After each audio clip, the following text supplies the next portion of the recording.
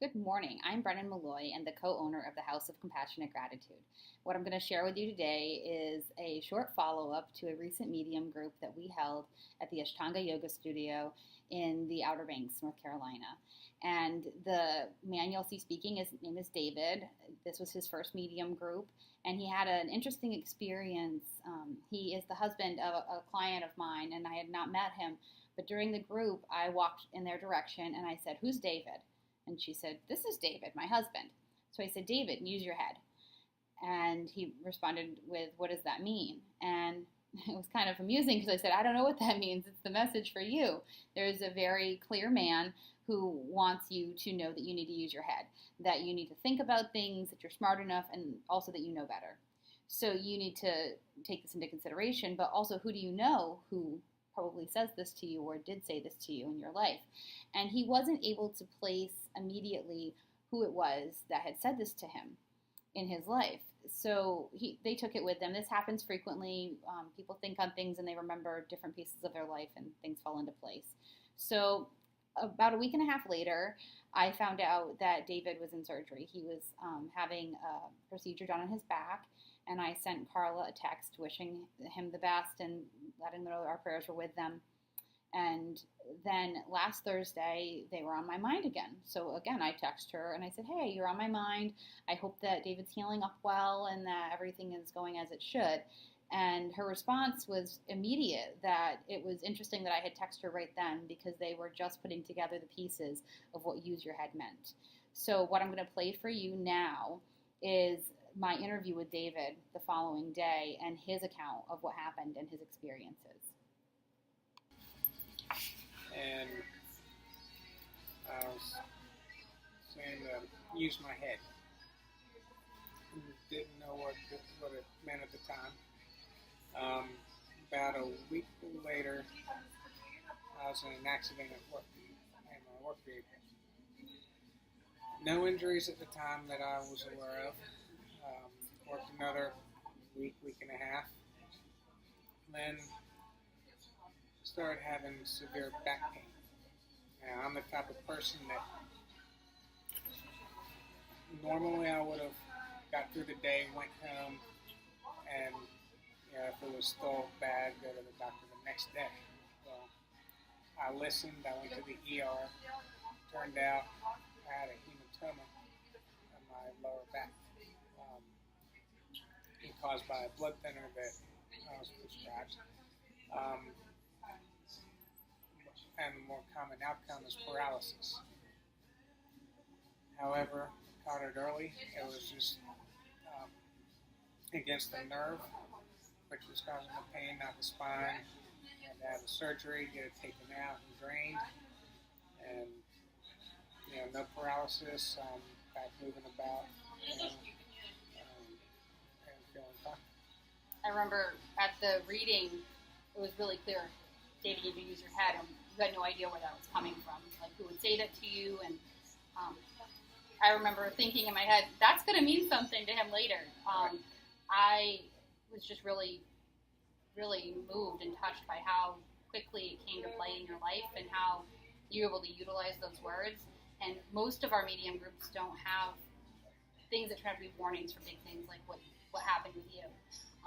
Most of the time, they're interactions that help heal some karma and some family dynamics and give people peace in that way. So to me, when that came through so strongly, and then to have you recognize it later and to utilize it and not just affect your current relationships but your actual well-being so soon, I'm really glad that you let me know that happened, because it just really affirms for me that what I'm doing can matter to people, and in a very real, solid, foundational kind of way. I mean, paralysis is really scary. Right. Yeah. And as far as who it was that came through, I didn't realize that till a couple days ago. Yep. I was thinking, well, my grandmother on my dad's side, and she said it was a male energy. Mm-hmm.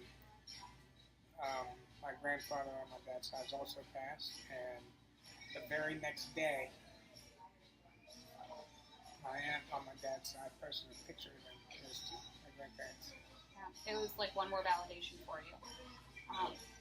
The other great thing about your ability to communicate this is that so often those validations come to us and we see those little Facebook posts or that little phone call or just that random street sign that has a word or an image in it that we resonate with, and we pass it off as just nothing and that it's silly, but you really use them as, and you acknowledge them for what they are, which is somebody else trying to guide you.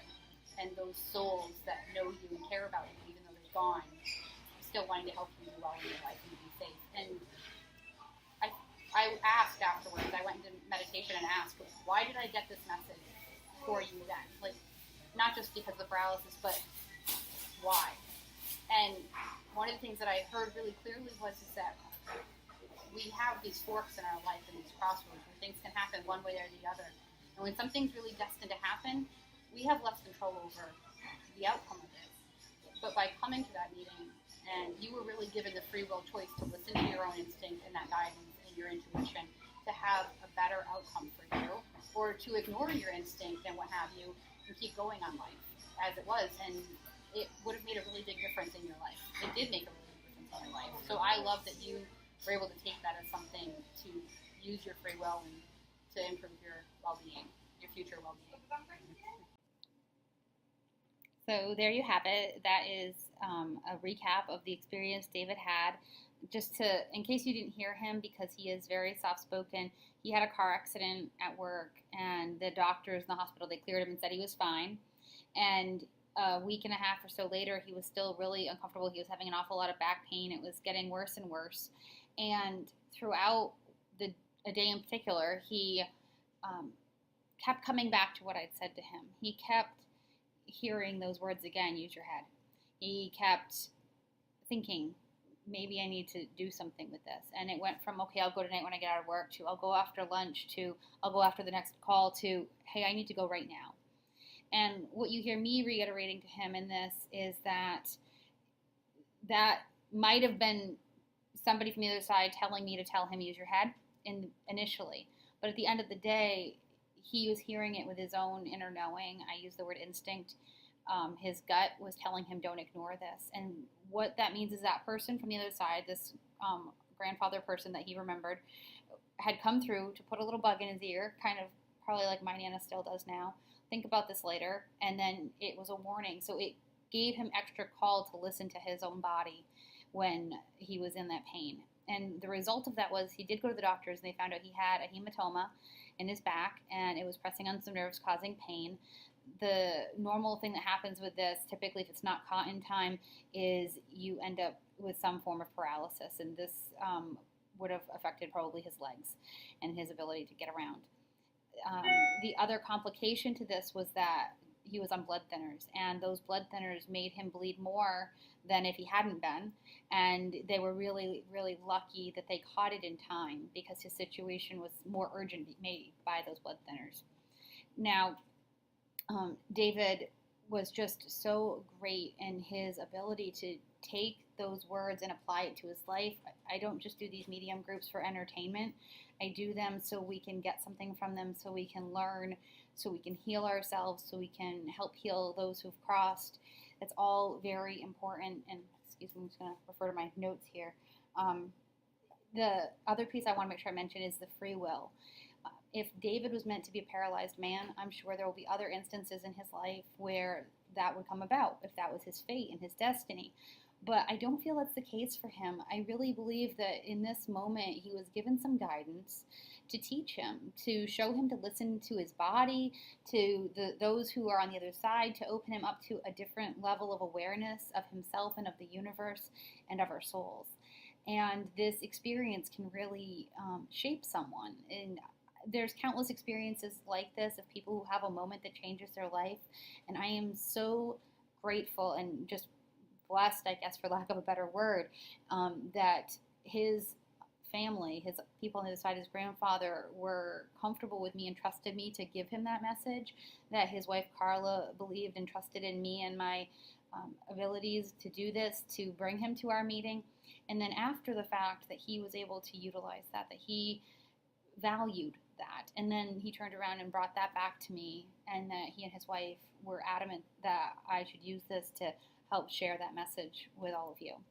So I'm going to wrap it up and say thank you very much for joining us. And if you would like to know more about meeting with me and the kind of work I do, you can find us on Facebook and on Instagram and our website, which is thehouseofcompassionategratitude.com, or by email at brennan.molloy@gmail.com, which is BRENNYNMOLLOY @gmail.com.